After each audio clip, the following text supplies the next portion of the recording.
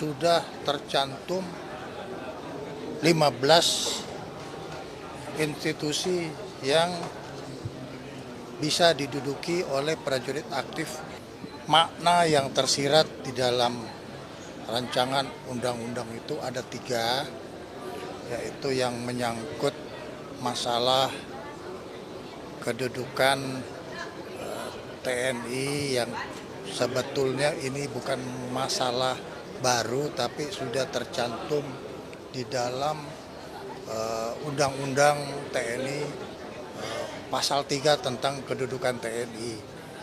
Yang kedua adalah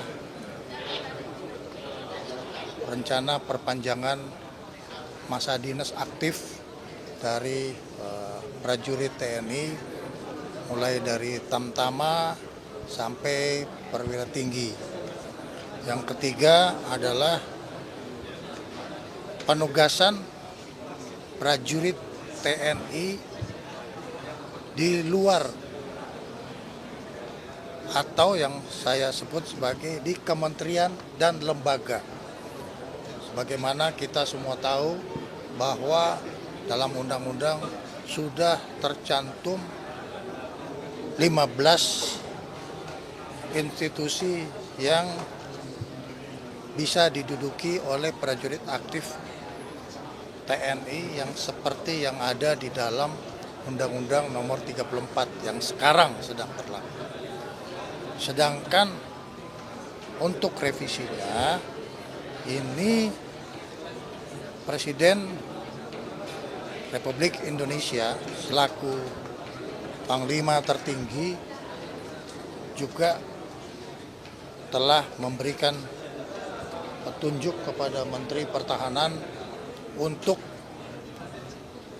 para prajurit TNI yang akan ditugaskan di kementerian dan lembaga itu harus pensiun,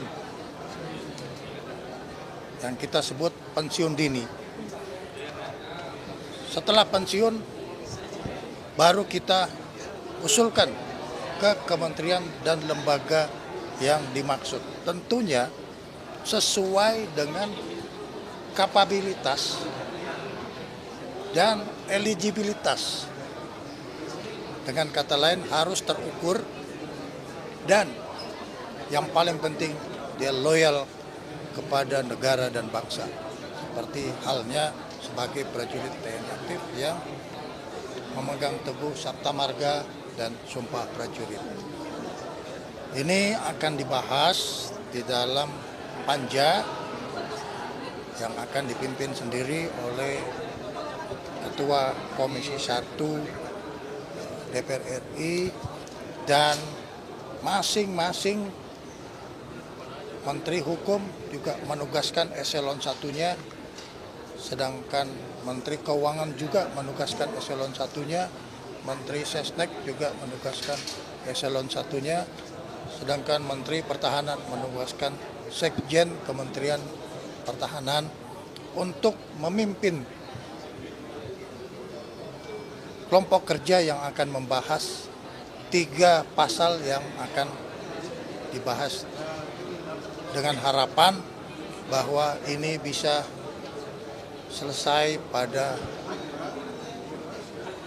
bulan Ramadan, bulan suci, dan juga kita harapkan ini selesai sebelum reses para anggota DPR. Ya teman-teman, itu yang saya perlu sampaikan. Saya tidak memberi penjelasan panjang karena kita belum sampai kepada substansi yang perlu penjelasan. Rapat perdana ini direncanakan kapan Pak? Tanggalnya sudah ada Ya, atau gimana? schedule ini akan ditentukan oleh Ketua Panja, yaitu Ketua Komisi 1. Jadi kami menyesuaikan, tapi kami siap menjalankan. Pak, kemarin kan juga ramai soal pencabutan larangan berbisnis untuk TNI ya Pak. Apakah itu juga masuk dalam DIM Pak? Nah, itu tidak termasuk di dalam pasal yang akan dibahas. Pasal itu Tetap. Selain dari 3 pasal yang kita sebutkan itu, semuanya berjalan secara terukur semua. berarti TNI tetap dilarang berbisnis Pak? Ya. Yang dilarang itu orangnya, ya kan bisa dilihat di dalam klausulnya ya. Pak Menteri Tapi soal kedudukan TNI nanti di bawah langsung Presiden, apakah akan juga dibahas di dalam RUU TNI? Karena tadi disinggung oleh TNI itu secara operasional kedudukan di bawah Presiden. Ya.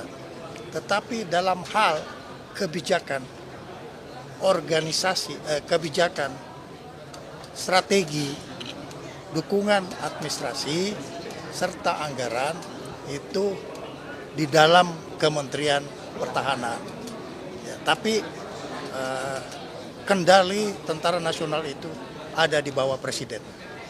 Jadi tidak akan dibahas di dalam revisi juga DPR. Sangat terukur pembahasannya.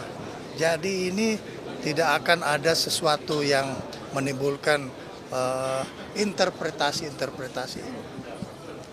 Baik-baik aja semuanya, ya. Pak soal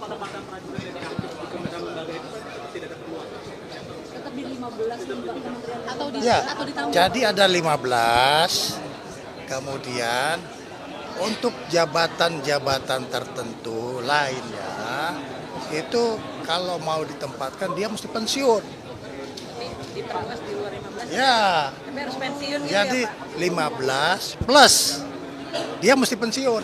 Artinya yang kalau Yang 15 itu tidak, udah jalan. 15 dari hasil Ya. termasuk Pak, kalau misalnya kasusnya tadi Mayor Teddy sekarang Letkol Teddy yang sekarang jadi sorotan publik karena tidak pensiun. Masuk nggak dalam kategori itu? 15 nggak termasuk Bagaimana? Ya, kalau masuk di luar kategori itu, ya terkena. Harus pensiun. Ya, pensiun dulu, baru melanjutkan pekerjaan.